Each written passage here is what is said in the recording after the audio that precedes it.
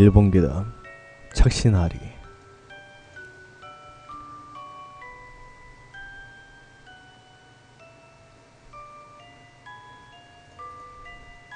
나름대로 무서웠던 이야기를 올려보려고 한다. 벌써 4년에서 5년은 된 이야기고 무엇보다 관계되었던 사람들 전부 무사히 살아있다. 무서운 기억이기 때문에 그냥 넘기고도 싶었지만 반면에 그건 도대체 뭐였지 하는 생각도 있다.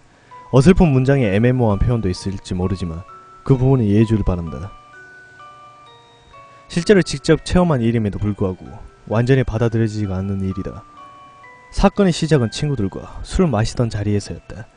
이야기는 사실 전에 다른 게시판에도 올린 적이 있지만 그땐 자세한 이야기를 하지 못했기 때문에 이번에 전부 이야기를 하려고 한다. 친구들 8명과 술 마시러 갔을 때의 일이다. 금세 술에 취해서 쓰러져 자고 있던 여자가 있었다. 내 친구의 여자친구였다. 한켠의 빈 테이블에서 엎드린 채 자고 있었고 우리는 이야기를 하고 있었다.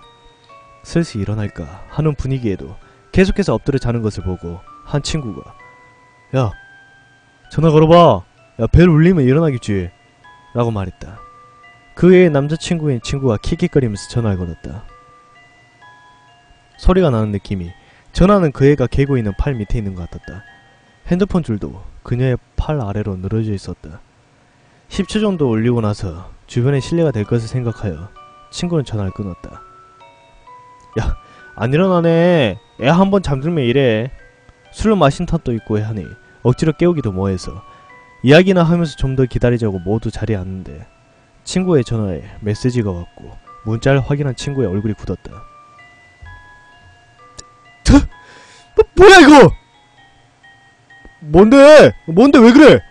다같이 그 녀석이 전화를 돌려보았다. 버린 사람은 아직도 자고 있는 그 애였다. 메시지의 내용은 졸려 자기 놔둬. 그녀의 전화는 여전히 팔 밑에 있다. 핸드폰 줄도 그대로였다.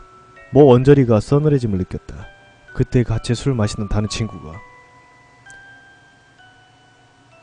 이야, 장난 한번 치밀하게 하네. 에? 상당하구만 하고 감탄을 했고 우리도 그 말에 수긍하며 그날 자리는 끝이 났다. 그리고 얼마 후 난 충격적인 소식을 들었다. 그녀가 죽었다는 것이다. 원체 몸이 약했던 모양이다. 자세하게 묻는 것도 미안하다는 생각에 결국은 물어보지 못했다. 남자친구인 친구의 부탁으로 난 장례식 내내 친구 곁에서 같이 있었다. 다른 친구들도 조문을 와주었고 자리로 안내하고 순서대로 진행을 하고 나는 방해가 되지 않도록 조금 떨어져서 말없이 잘 지켰다. 병을 외는 순서가 되고 모두를 고개를 숙이고 있었다. 나는 그때 문득 술자리에서의 일이 생각나서 섬뜩해졌다. 그리고 어째선지 그 자리에 모여있던 다른 친구들도 나와 같은 생각을 하고 있는 게 분명하다는 생각이 들었다. 그리고 시기 다음 순서로 넘어가려고 할 때 갑자기 전화가 울렸다. 아마도 그 자리에 있던 모두의 전화가. 물론 다들 진동으로 해두었다.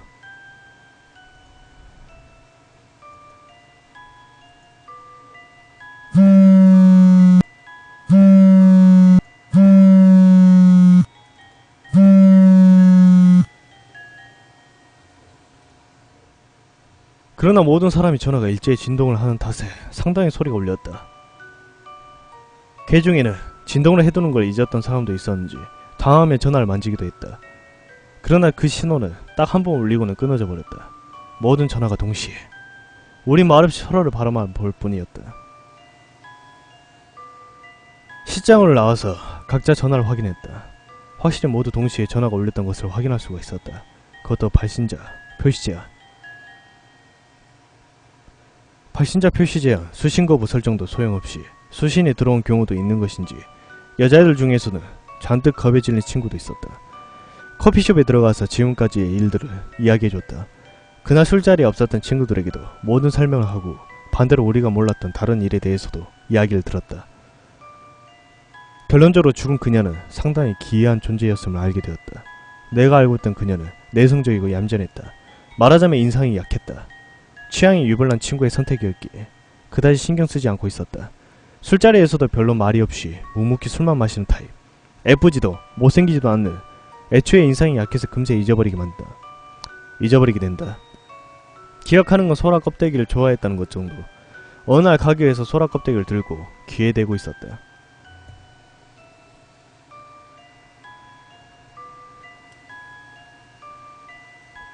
내게는 소라의 귀, 바다의 소리를 그리워하네 라는 말을 했다.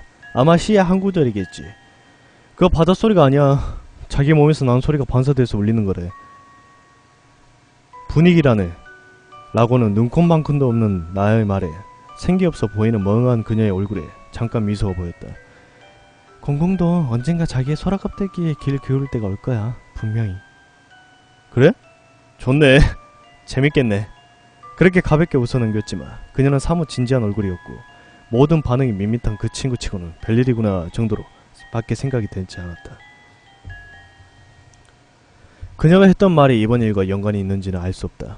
다른 친구들도 그녀의 기이함을 어느 정도 눈치채고 있었던 모양이다. 한 여자애는 그녀가 죽기 한 달 전에 마을에서 만나서 같이 걸으며 이야기를 한 적이 있다고 했다. 장을 보고 온 것인지 짐을 여러 개 들고 있길래 거들어주려고 나누어 들었더니 그녀는 매우 기뻐했다고 한다. 너한테는 특별히 알려줄게. 나 있잖아. 미래를 조금 볼 수 있어. 친구는 농담으로 하는 말로 알고 야 최고네! 주식이나 복권 같은 거 미리 알면 완전 부자 되겠네! 라고 맞장구를 쳤다고 한다. 그런 거는 몰라. 관심이 없거든. 그럼 어떤 걸 알 수 있는데? 그 물음에 그녀는 아무도 없는 교차로의 한 모퉁이를 가리키더니 저기 서있는 남자아이 보여? 저 애 내일 모레 여기서 죽을 거야. 그 말 듣고 모두가 서로를 마주보았다.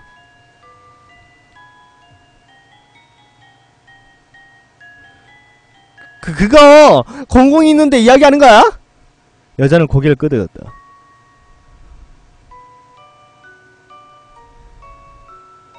그때는 농담인 줄만 알았단 말이야. 아이가 죽은 시간도 그녀의 애언대로 들어맞았다. 그녀의 남자친구, 즉 내 친구가 무겁게 입을 열었다. 걔 가끔가다 굉장히 세상을 원망하는 듯한 모습이 보였거든. 반면에 세상에 대해서 그만큼 애착도 가지고 있었어. 아마 심적으로 많이 쇠약해져 있었는지 내가 어떻게든 해주고 싶었는데 잘 안됐던 것 같아. 다음은 친구의 이야기. 아르바이트에서 알게 된 두 사람이 막 사귀기 시작할 무렵 그녀가 친구에게 곧잘 하던 말이 있었다. 그녀는 때때로 정신이 흩어지는 때가 있다고 한다. 여러 잡생각이 떠오르는 것과 달리 자아가 분산되는 느낌 같은 거.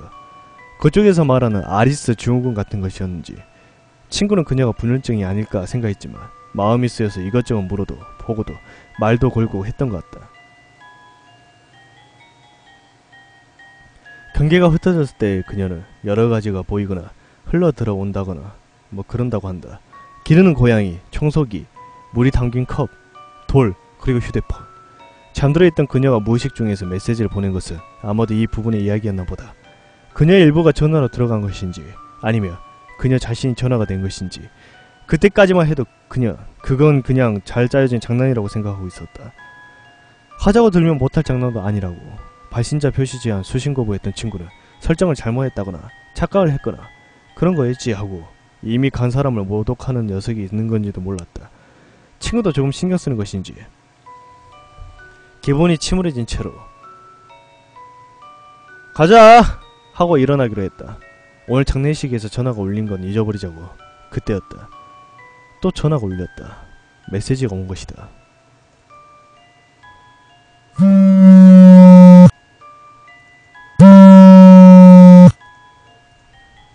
버린 사람은 발신자 표시제한 모두에게 일제히. 얘들아 재밌었어? 장난치고는 지나치다고 내가 말한 동시에 여자애기 하나가 울기 시작했다. 전화를 꺼두었는데도 메시지가 온 모양이었다. 심하게 동의하는 친구들을 겨우 달래고 집에 돌아온 것은 밤이 늦어서였다. 몸은 지쳐있었지만 잠은 오지 않았고 술을 마시며 기분을 달랬다. 며칠 뒤에 한 통의 메시지를 받았다. 발신자 표시제한 수신거부 설정도 분명히 해두었는데 다음은 그 메시지의 전문이다. 공공 나야. 느닷없이 놀라게 하진 않았으나 모르겠네. 이번 몇 년 나는 살아도 살아있는 것 같은 기분이 들지 않아서 아 나 곧 죽겠구나 하고 알고 있었어. 살아있어도 즐겁지도 않았고 못된 사람들 밖에 없어서 솔직히 짜증났었고 미흡던 사람들한테 저주라도 걸어주고 싶어. 나 그거 할 수 있거든. 하지만 그러려고 하다가도 남자친구나 이야기를 들어주고 위로해주던 친구들이나 다른 친구들의 얼굴이 떠올라. 세상에 미련 같은 거 남기는 게 아니었어. 지금도 안주하지 못하고 여기저기 떠돌고 있어. 전파를 타면 어디에든 갈 수 있어. 엄청 편리해. 못된 사람들한테 찾아가서 화풀이 좀 해주고도 싶어. 하지만 공공이 안 된다고 할 때니까 아쉽게도 점점 경계가 모호해져 가고 있어. 머지않아 스스로를 인식하지 못하게 될 것 같아. 그 전에 복수해주고 싶어.